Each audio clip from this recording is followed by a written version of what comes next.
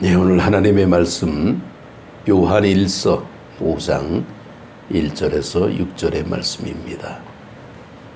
요한 1서 5장 1절에서 6절의 말씀, 우리 같이 읽겠습니다.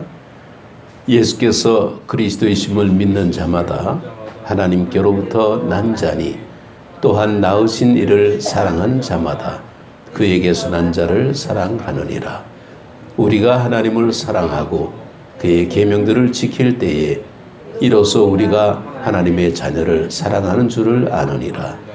하나님을 사랑하는 것은 이것이니 우리가 그의 계명들을 지키는 것이라. 그의 계명들은 무거운 것이 아니로다.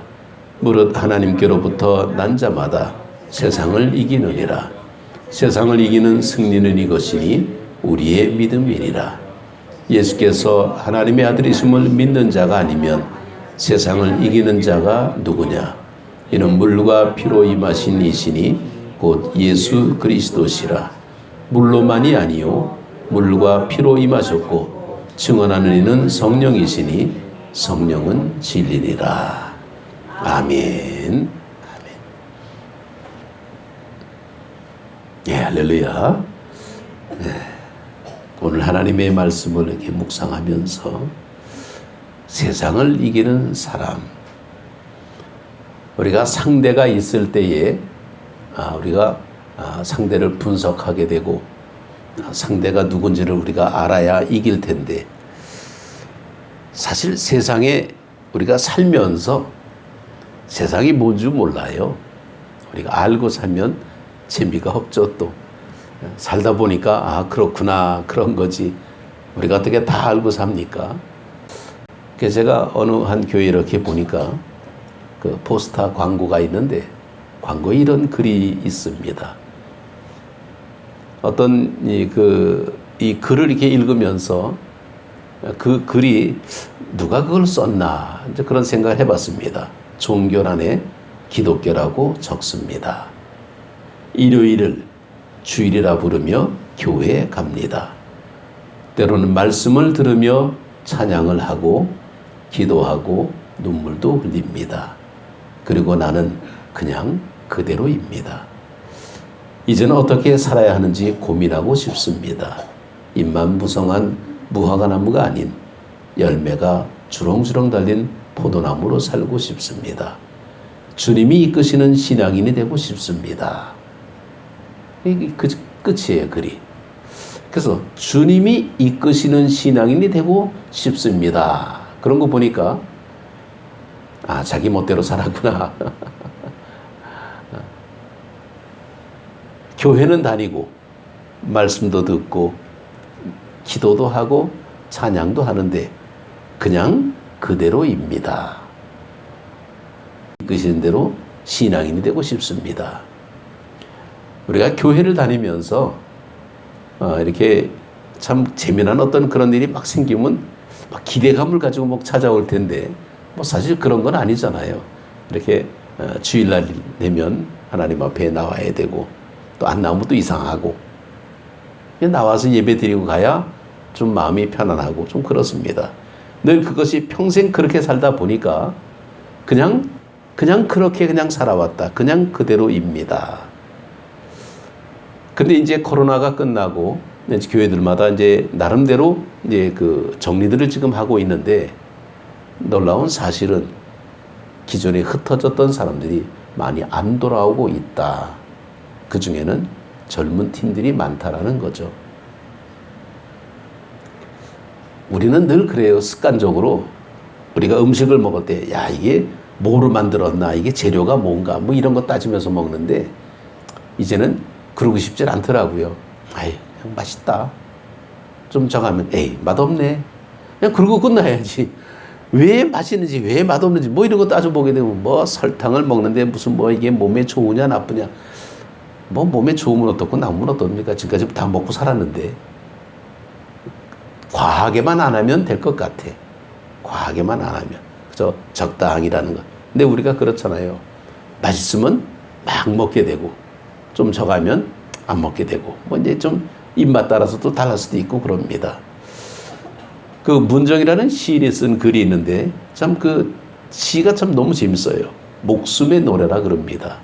그래서 이제 그 내용을 보게 되면 너를 두고 목숨을 내놓겠다. 뭐 이제 그런 내용입니다. 너를 처음 만났을 때 사랑한다 이 말은 너무 작았다. 너 처음 만났을 때 같이 살자 이 말은 너무 흔했다. 그래서 너를 두곤 목숨을 내걸었다. 목숨의 처음과 끝 천국에서 지옥까지 가고 싶었다. 맨발로 너와 함께 타오르고 싶었다. 죽고 싶었다. 이게 무슨 시? 뭔가 그냥 사랑하는 사람을 향한 그런 절절한 고백 같은 거죠. 뭐 목숨 걸고 이제 사랑한다 뭐 그런 겁니다. 그런데 인간에게 가장 중요한 게 뭡니까? 생명 아닙니까? 생명. 그래서 목숨을 걸고 할 수 있는 게 사랑이다. 뭐 이제 이렇게 고백하는 그런 내용입니다.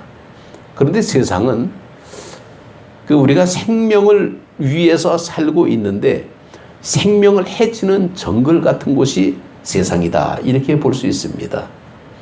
정글이라는 것은 우리를 이롭게도 하지만은 해롭게도 할 수 있다라는 거죠.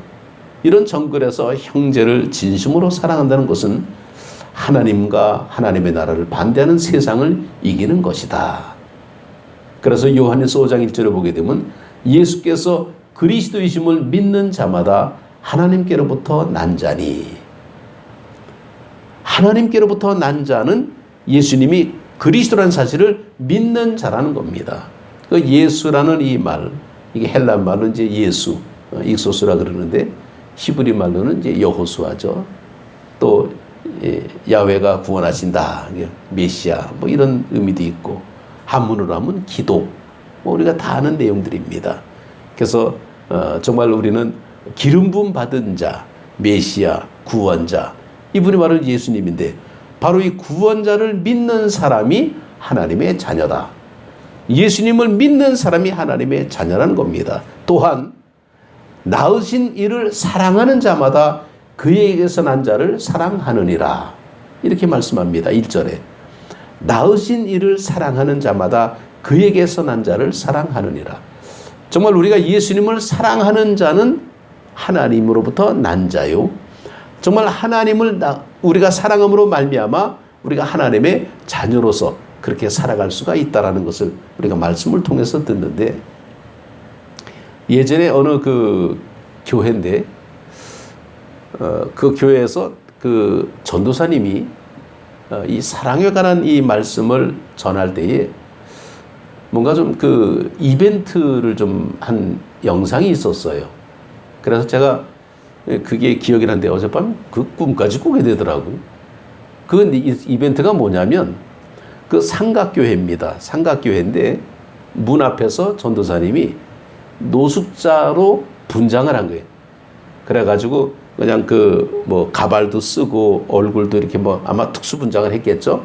그리고 이제 예배 시간 2시간 전에 교회 입구 그 상가 2층 그 입구에 앉아가지고 쭈그리고 앉아서 있는데, 그때가 아마 겨울인 것 같아요. 옷이 이렇게 두껍고 막 하는 거 보니까.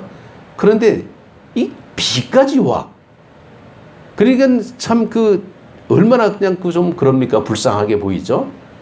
그 앞에 사람들이 예배 시간 돼가지고 이제 교회를 오는데 지나가다 보니까 이 좀 노숙자가 거기 이제 교회 문 옆에 이렇게 쭈그리고 있거든요. 그러니까 이제 여자 청년들은 이제 뭐 무서워서 피하기도 하고 이제 뭐 이렇게 멀찍이 돌아서 들어가기도 하고 또 이제 그런 장면들이 이제 계속 몰래 카메라가 이제 지키고 있는 거죠.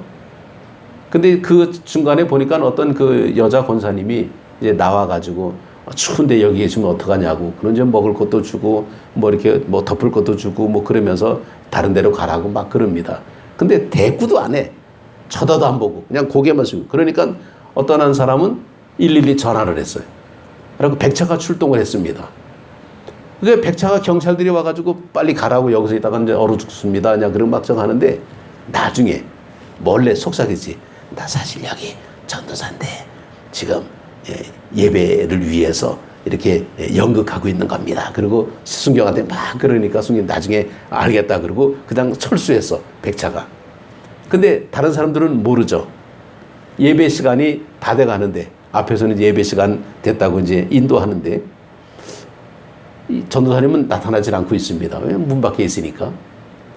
예배 시간이 거의 이제 시작될 때쯤 됐을 때 뒷문으로 이렇게 가가지고 거적을 쓴 채로 이렇게 그냥 이 강단을 이렇게 나오니까 사람들이 전부 눈이 동그래가지고 아니 교회 앞에 있던 노숙자인데 저 사람이 왜 나오지? 네, 강단에 나와가지고는 이제 거적을 벗고 가발을 벗고 다들 이제 그냥 멘붕에 빠졌죠 뭐. 그리고는 이렇게 하나님을 사랑한다고 하면서 이렇게 보이는 사람에 대해서 여러분들이 어떻게 대하는지 그러면서 첫 마디 그래요. 나는 노숙자를 돕자고 이 행동을 하는 거 아닙니다. 그리고 이제 그 설교를 하는 걸 제가 영상을 좀 봤어요. 노숙자를 돕자고 한 것이 아니라 여러분들의 태도와 자세가 어떤가를 우리가 좀 한번 생각해 보고 우리가 반성할 게 있으면 좀 반성합시다. 그러고 나서 이제 나중에 인터뷰하는 장면들은 이제 그 동영상이 끝나는데 뭐 어떤 그 여자 청년은 막 울고 불고 뭐 그냥 부끄럽고 창피하고 모른 체하고 뭐 무서웠고 막 얘기가 나오는데 거기가 이제 그 이게 뭐 이렇게 동냥하고 이렇게 뭐 하는 사람들은 별로 없었고 그 화면에 그 동영상 가운데 거의 한 7, 80%는 다 외면하고 교회를 들어갔다는 거죠. 저는 그걸 보면서 나랬으면 어땠을까 그런 생각을 해봤어요. 그냥 겨울비가 오는 아주 우죽죽하고 추운 그런 거적을 뒤집어쓰고 앞에서 그냥 좀 분장을 좀 어떻게 했는지 몰라도 아주 좀 흉악하게 좀 이렇게 했나 봐. 그냥 그랬더니 그냥 그 어떤 그 여자친구는 무서워서 피했다 그러고 뭐 여러 가지 나오는데 무섭긴 무섭도 너무 비겁했습니다. 뭐 하면서 많이 큰 그 이제 그 생각을 많이 하게 되는 그런 모습이었다. 이제 그런 동영상이 생각이 납니다. 우리가 하나님을 사랑한다 그러면서 우리가 이 세상을 사랑할 수가 있을까? 늘 항상 보게 되면 세상이라는 것은 뭔가 좀 나쁘게만 치부하고 있는데 그런데 사실은 우리가 사는 곳이 세상이거든요. 우리는 이 세상에 살면서 그 속에 동화되는 것이 아니라 하나님의 사람으로 살아라. 바로 뭐냐면 세상을 이기는 사람으로 살아라라는 겁니다. 하나님은 신명기 5장 10절의 말씀을 통해서 이렇게 말씀합니다. 나를 사랑하고 나의 계명을 지키는 사람에게는 수천대 자손에 이르기까지 한결같이 사랑을 베푼다. 이렇게 말씀합니다. 또 요한일서 5장 4절에 보게 되면 나는 지금 표준 세번역으로 읽습니다. 그 하나님께서 난 사람은 세상을 다 이기기 때문이다. 세상을 이긴 승리는 이것이니 곧 우리의 믿음입니다. 이렇게 말씀하고 있습니다. 세상을 이기는 것이 바로 뭐냐 그랬더니 믿음이다. 이렇게 나오고 있어요. 그러니까 우리가 살면서 이 세상을 이기는 그런 그 믿음으로 우리가 살아야 되는데 무디 스미스라는 목사님은 이렇게 말합니다. 세상을 이기는 사람은 세상의 기준을 수용하지 않는 사람이다 라는 거죠. 세상의 기준이 뭡니까? 세상의 유혹이 얼마나 많습니까? 그 기준에 따라가는 것이 아니라 우리는 하나님의 말씀의 기준으로 살아간다는 겁니다. 그래서 강요하는 기준을 수용하지 않으면서 세상 속에서 우리가 사는데 어렵지만 가능한 것이 믿음이다. 이렇게 말씀하고 있습니다. 또 로버트 야브라는 목사님은 이렇게 말합니다. 참된 믿음을 가지면 사랑의 특별한 성질과 깊이를 얻게 된다. 그러니까 믿음이 있으면 사랑의 성질과 깊이를 얻게 된다는 거죠. 그러니까 믿음이 없으면 세상 살 때에 그냥 아무렇게나 살 수밖에 없다. 그냥 그대로입니다라는 이런 어떤 표현의 모습에서 우리는 내 기준이 세상의 기준이었구나. 세상의 기준은 그저 남보다 우월한 어떤 모습 속에서 많은 것을 누리면서 또 큰 혜택을 받으면서 뭐 이렇게 사는 게 세상의 기준의 모습인데 우리의 그것은 세상을 이기는 것은 믿음이라는데 그 믿음은 바로 하나님을 사랑하면서 살아가는 그 믿음이 이 세상을 이긴다라는 겁니다. 그러니까 우리가 먹어도 똑같은 음식을 먹어도 우리는 하나님의 은혜에 감사할 수 있는데 우리는 그렇지 않으면 세상 기준을 보게 되면 내가 얻어서 먹은 거니까 내 마음대로 한다라는 그런 모습이 많죠. 세상의 기준으로 보니까 요즘 뉴스에 충격적인 얘기들이 많이 나오잖아요. 그 영아들 막 유기하고 하는 그런 뉴스들이 사실 예전부터 아마 있었겠죠. 이게 뉴스화되지 않았을 뿐인데 이게 갑자기 또 뉴스가 돼가지고 뭐 몇 명이 뭐 이게 죽었다 뭐 어떻게 했는데 보니까 거의가 다 그 기자가 하는 얘기가 70~80%가 친부, 친모, 가족에 의해서 살해됐다 이렇게 나오잖아요. 참 인간이 고양이만도 못해. 개만도 못하고. 어떻게 자기 자식을 그렇게 죽입니까? 세상의 기준으로 보니까 그 어린아이가 무슨 뭐 장애를 가졌기 때문에 뭐 죽였다. 뭐 그 아이를 기를 능력이 없으니까 죽였다. 나는 뭐 그 상황이 못 되니까 뭐 아니 못 될 것 같으면 그 아이를 어쨌건 다른 데다가 위탁을 하든지 좀 뭔가 다른 여러 가지 방법이 있을 텐데 생명에 대한 소중함을 못 느끼고 산다는 거죠. 생명은 하나님을 사랑하는 거거든요. 우리는 이 생명에 대한 것을 우리가 기억해야 됩니다. 세상에서 가장 하기 쉬운 말이 사랑이고 가장 실천하기 어려운 일이 사랑입니다. 그래서 이 사랑의 결정체가 바로 예수님인데 그분이 바로 우리를 구원하러 오셨습니다. 요한복음 3장 17절에 보면 하나님이 그 아들을 세상에 보내신 것은 세상을 심판하라 하심이 아니요 그로 말미암아 세상이 구원을 받게 하려 하심이라. 심판하러 오신 것이 아니라 세상 구원하기 위해서 이 땅에 오셨다라고 말씀하고 있습니다. 그래서 우리가 사랑을 하게 되면 얼굴이 예뻐진다 그러죠. 사랑을 받고 자란 아이들은 피부도 좋습니다. 그런데 사랑을 받지 못하면 거칠어지고 아주 좀 사나워지는 모습이 있죠. 사랑을 받으면 힘이 생기고 사랑을 받으면 눈에 빛이 납니다. 그러니까 우리는 이 사랑이 얼마나 소중한가. 헬라 사람들은 사랑을 세 가지로 나누는데 이 헬라 말이죠. 이 아가페, 필리아, 에로스. 우리가 이렇게 셋으로 나누고 있습니다. 근데 아가페는 이건 그 신적인 사랑, 하나님의 사랑의 모습이죠. 그다음에 그 필리아는 인격적인 사랑, 이건 소중한 사랑의 모습이고 에로스라는 그것은 욕망의 사랑. 이제 이렇게 구별할 수가 있습니다. 정말 이 하나님의 사랑의 모습이 바로 이 저수지에 있는 그런 물과 같아서 물꼬를 터놓으면 그 물이 아래로 흘러가면서 논밭으로 흘러가면서 이 생물이 살아날 수가 있죠. 사랑을 보내줌으로 말미암아 논밭이 이렇게 살게 되는 그런 모습처럼 하나님의 사랑을 받아야 되는데 우리가 이 지식은 반지름이라고 하는 말이 있습니다. 많이 알면 알수록 많이 모른다라는 사실을 깨닫게 된다. 역설적인 말 같죠. 많이 알면 알수록 내가 많이 모르는구나라는 것을 깨닫게 된다는 거죠. 자기의 부족한 모습을 발견한다는 거죠.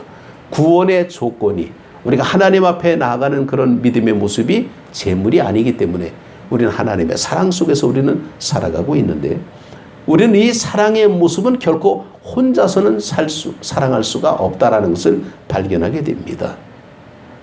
옛날에 그 학교 다닐 때에 중고등학교 시절이죠. 그때 많이 읽었던 책들이 있습니다. 빙점이라는 책. 우리가 잘 알죠. 미우라 하얗고. 옛날에 읽었는데 별로 기억은 잘 안 나. 근데 그 스토리가 내용보다는 그것이 만들어진 그 과정의 모습을 보게 되면 이 미우라 아야코라는 이 작가는 아주 존경을 받는 사람입니다.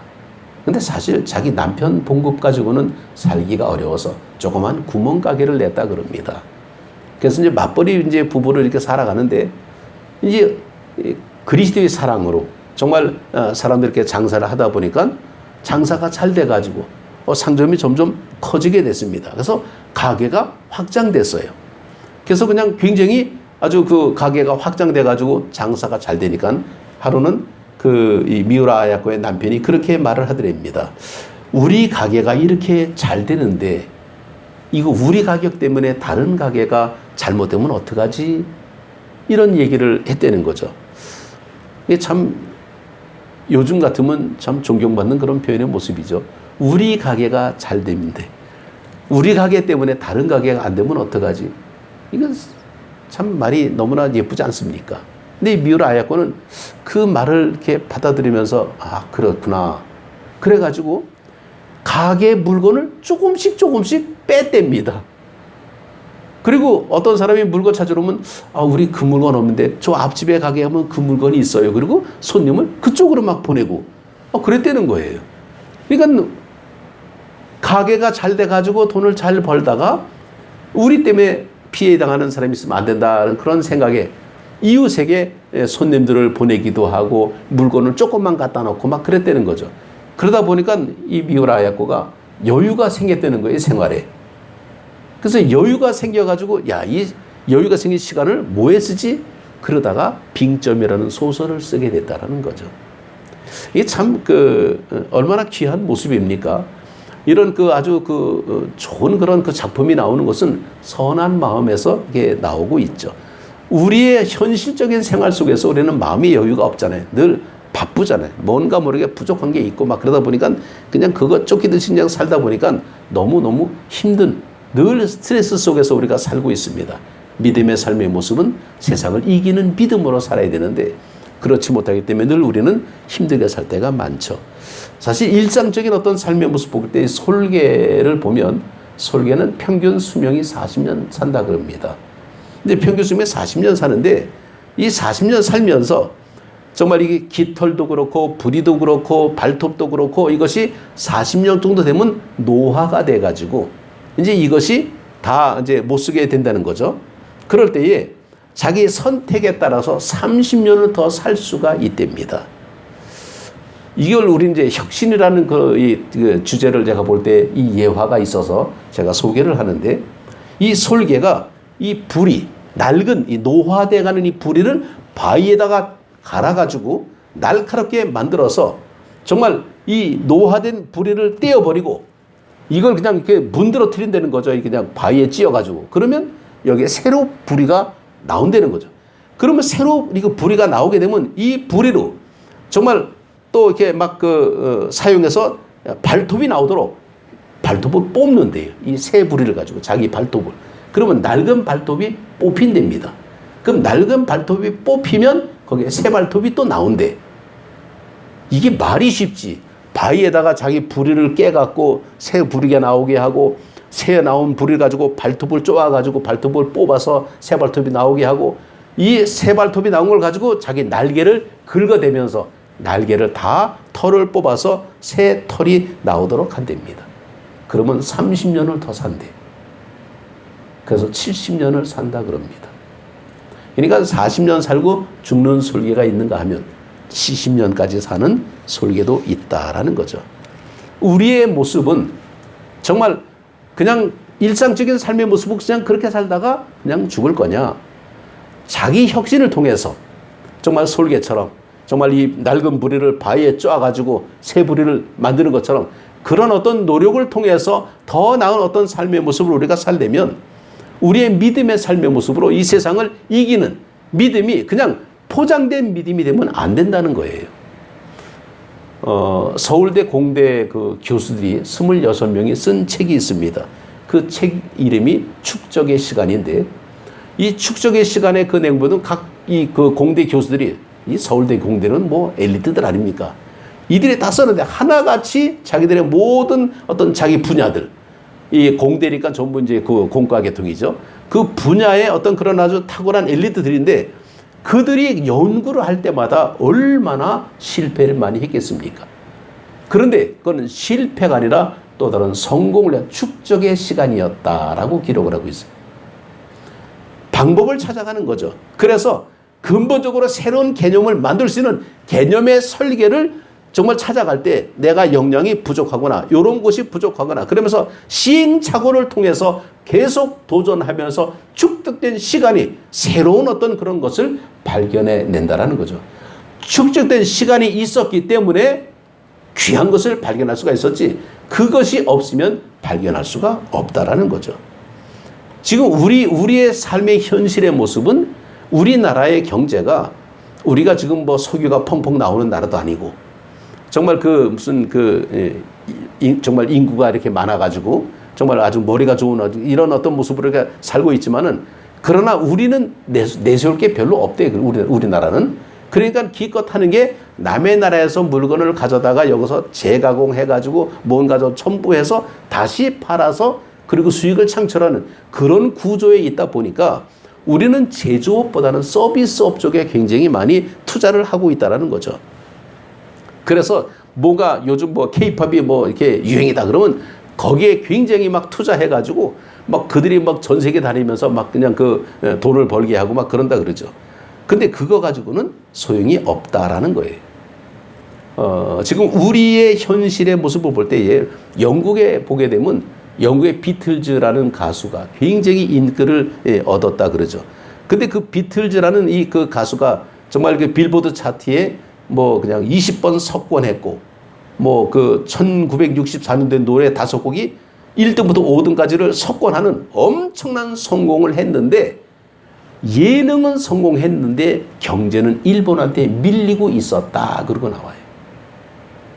그러니까 이 경제적인 어떤 모습에서는 밀리고 있으면 기본적인 것이 밀렸다라는 거죠. 그러니까 일본한테 경제 대국을 뺏겼다는 거죠, 영국이. 그래서 우리는 요즘은 이 정보통신 기술 같은 이 모습을 우리가 개발해가지고 혁신을 이루어서 정말 뭔가 새로운 어떤 그런 축적된 시간을 가지고 우리가 도전해서 나라가 살아야 되는데 저는 이걸 보면서 뭘 봤냐면 축적된 전도를 좀 하자. 그런 생각을 해봤습니다. 그러니까 우리가 할 수 있는 게 뭐겠습니까? 부딪혀 보는 거죠, 뭐. 답이 어디 있어? 부딪히다 보게 되면 거기서 답이 나올 수가 있겠죠.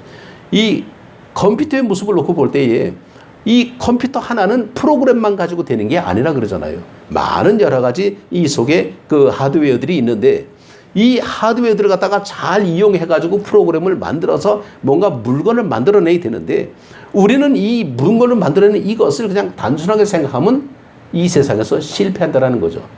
예전에 그 노키아에서 나오는 그 핸드폰이 굉장히 유명했습니다. 우리나라에서 뭐 별로 그렇게 많이 팔리진 않았지만은 워낙 우리는 삼성이 그냥 대세기 때문에 그런데 애플이라는 이 컴퓨터 회사가 있죠. 이 애플하고 노키아하고 비교해 볼 때 노키아가 훨씬 더 컸는데 노키아는 지금 그림자도 없습니다. 애플만 살아있고. 그 애플을 만든 그 애플 회사는 휴대폰을 가지고 들고 다니는 컴퓨터라고 생각해가지고 개발을 연구했다는 거죠. 근데 노키아는 그냥 단순히 통신기계다. 이렇게만 생각했다는 거죠. 통신기계는 최고예요, 성능은. 근데 이거로만 끝났잖아요.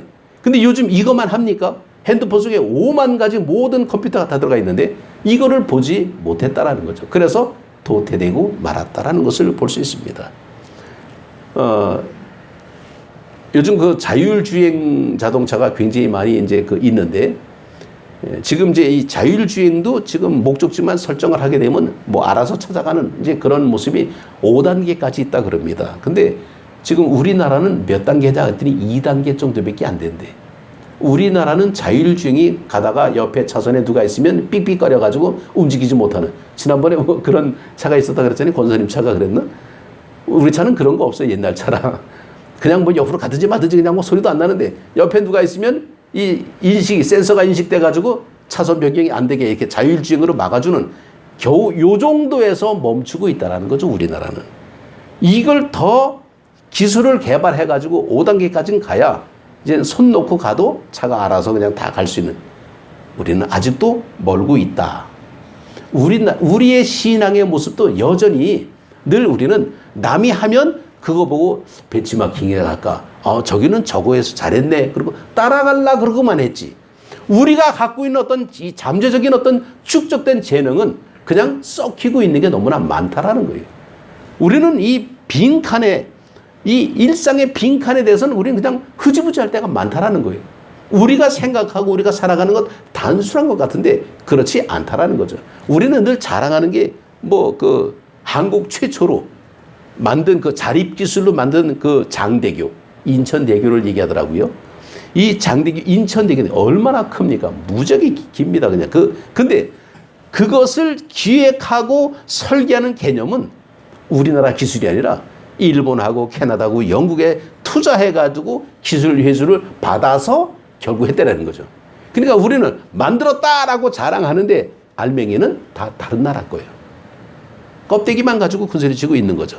그러니까 우리는 아무 좀 별 어떤 의도가 없죠. 뭐. 그리고 우리가 만들어도 이 설계하고 개념하는 이런 부분들은 거의 예산의 거의 10%에서 15%까지 설계 그것을 차지한다 그러는데, 그런 어떤 그 개념의 모습을 우리 부가가치를 우리가 갖고 있는 것이 아니라 다른 나라 로열티로 다 뺏기고 있다는 거죠. 그러니까 껍데기만 가지고 있는 거예요. 우리가 지금 삼성 반도체가 최고라 그러는데 아닙니다. 삼성 반도체 극히 일부분만 우리가 갖고 있는 거예요. 그래서 우리는 아직도 여전히 주변 나라한테 구걸해야 되고 기술 개발해야 되고 막 그런 게 이제 많다 그러죠. 우리는 이런 내용을 보면서 지금 우리가 살아가는 세상, 이렇게 초현대적인 세상을 살아가는데 세상을 이기는 것은 뭐냐? 믿음이다 라고 할 때에 이런 현실적인 어떤 삶의 모습을 우리 믿음을 가지고 극복해 나가야 되는데, 그냥 그대로 머물러 있으면 아무것도 안 된다는 거예요. 그냥 그대로 있으면 맨날 그냥 그대로만 살고 남이 하게 되면 그냥 따라가는 모습, 이거 가지고는 우리는 앞서갈 수가 없습니다. 늘 우리가 가진 이 여러 가지 여건적인 모습을 우리가 개발해야 돼요. 그리고 부딪혀 봐야 됩니다. 우리보다 이 지역에 있는 사람들이 좋아하는 교회가 되면 얼마나 좋겠어요. 하나님이 기뻐하시는 일이겠죠. 그렇잖아요. 우리가 우리 편하자고 산다면 별로 의미가 없어요. 우리 편한 게 아니라 이 지역을 위해서 이 교회가 존재하는 겁니다. 같이 가는 거예요. 그래서 뭔가 많은 사람들에게 뭔가 이정표가 되는, 길을 모를 때 이정표가 얼마나 반가워요. 이정표가 있으면 길을 찾아갈 수 있는 것처럼 이 교회가 그런 역할을 하게 되면 기존에 있는 교회들하고 우리는 경쟁 뭐 그런 게 아니라 우리 나름대로의 독특한 우리의 어떤 모습을 우리가 가질 수가 있는 거예요. 그게 최고입니다. 요즘은요, 전문화돼가는 그런 시대예요. 백화점이 아무리 좋아도요, 그 속에는 전문점을 찾아가게 돼 있습니다. 이제는 좀 사람들이 뷔페 좋아하지만은 사실 저는 뷔페 별로 안 좋아해요. 그냥 전문 음식점을 좋아하지. 한 가지를 전문으로 하는 그런 집이 진짜 맛있잖아요. 가지수만 많으면 뭐해? 나하고 안 맞는 거 많으면 소용없는 거예요. 우리가 좋아하는 것도 중요하지만은 이 지역이 좋아하는 이제 그런 이 동네 사람들이 좋아하는 그런 교회가 되면 얼마나 좋겠어요. 그러면 뭐 우리는 살만 나는 거죠. 우리 저 교회 다녀. 그러면 나도 그 교회 가고 싶다. 그럴 정도로 아마 소문이 날 겁니다. 그러려면 우리는 우리의 모습을 하나님 앞에 맡겨야 돼요. 믿음으로 맡겨야 됩니다. 기도해야 됩니다. 세상을 이기는 사람이 되어야 됩니다. 세상의 어떤 그런 방식과 세상의 어떤 그런 잣대 속에서 우리가 그냥 같이 공존하게 되면요, 우리는 늘 밀려. 경쟁이 아니에요. 우리는 우리의 것으로 하나님 앞에 믿음으로 나아갈 때 우리는 독특한 하나님의 역사를 이루게 될 줄로 믿습니다. 그럴 때에 하나님이 나주 안디옥교회가 이곳에 있는 이유가 있구나라는 것을 발견할 수가 있겠죠.